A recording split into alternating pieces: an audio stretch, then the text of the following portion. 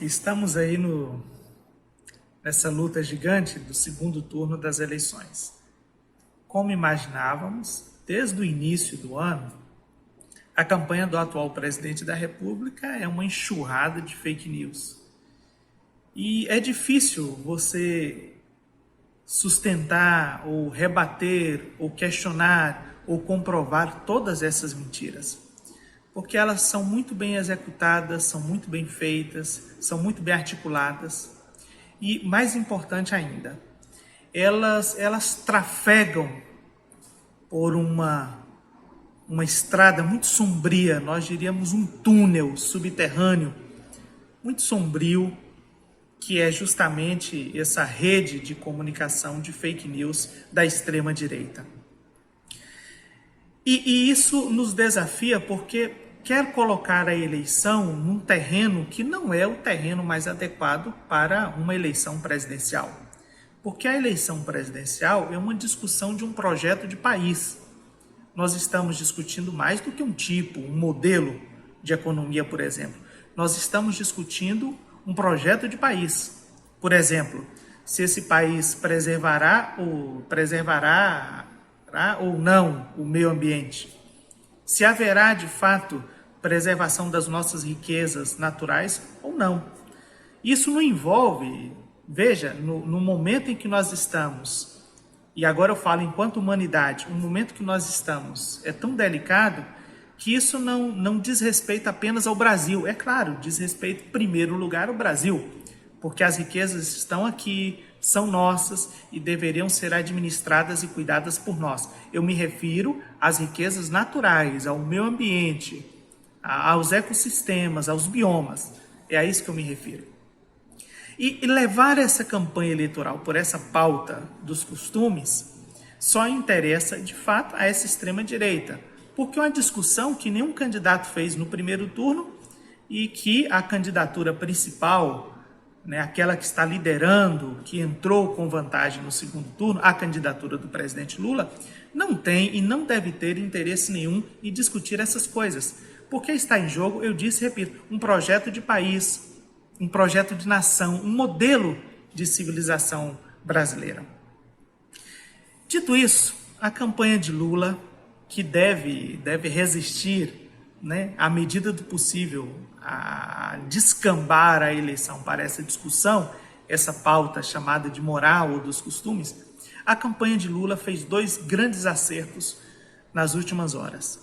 A primeira é colocar energia em comunicar o programa Desenrola, que é um programa para superação das dívidas, as dívidas de pessoas físicas. E eu suspeito que em algum momento eles devem tratar também de pessoas jurídicas. Eu me refiro aqui a pequenas e médias empresas. Mas observe, o endividamento das famílias brasileiras nunca foi tão grande como temos visto agora. E as pessoas se endividam com aquilo que a gente chama de essencial para a sobrevivência.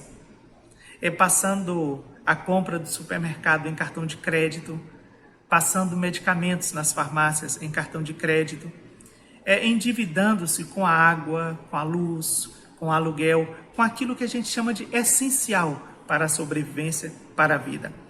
Olha, e os números são gigantescos, eu não vou colocá-los aqui.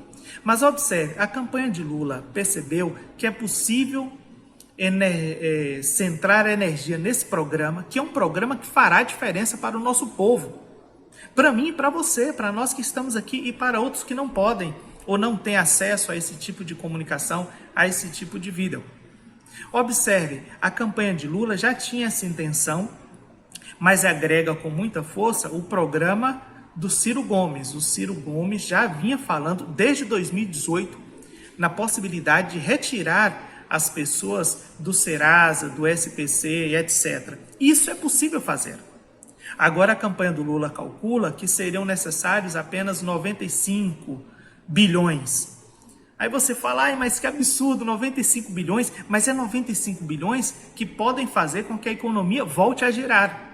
Porque um dos pilares do nosso PIB é justamente o consumo das famílias.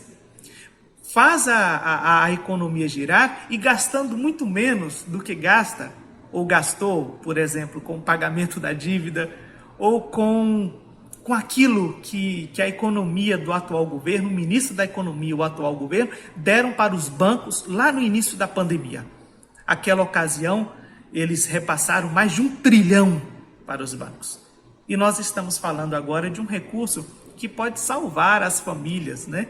Dar-lhes um fôlego. Isso é possível fazer e a campanha do Lula tem dito que fará isso. Um segundo acerto da campanha do Lula é a isenção de imposto de renda. É outra complicação nossa essa questão dessa reforma tributária.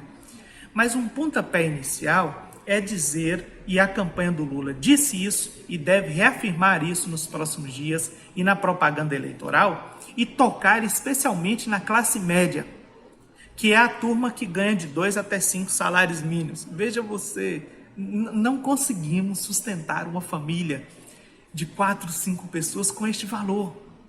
Entende? Porque o custo de vida no Brasil ficou muito alto. Olha, a gasolina voltou a subir, tá? E ela subirá mais à medida que se aproxime o fim desse pleito eleitoral. E aí, claro, passado o segundo turno das eleições, aí sim o combustível volta a disparar. Mas é preciso dizer e fazer isso. Isenção de imposto de renda para quem recebe até 5 salários mínimos. É possível sim desonerar as famílias brasileiras desses impostos e termos também impostos mais eficientes e eficazes no retorno à própria população. Então, ao invés de ficarmos nessas pautas que não levam a nada, que ninguém está discutindo porque não são prioridade, nós devemos tratar daquilo que importa. Do emprego, da saúde, da educação, da política de salário mínimo crescente e agora esses 2 pontos. Superar o endividamento das famílias, dar-lhes fôlego, né? Negociar essas dívidas. Isso é possível porque o governo está se propondo comprá-las. E as empresas, claro, elas têm intenção de negociar essas dívidas. E segundo, a isenção de imposto de renda para famílias que recebem até 5 mínimos. Isso faz toda a diferença e fará a diferença.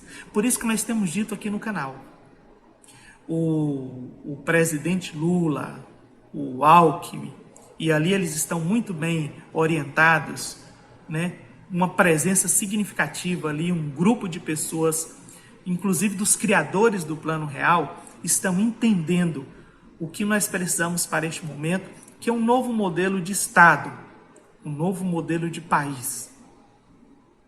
Está perto.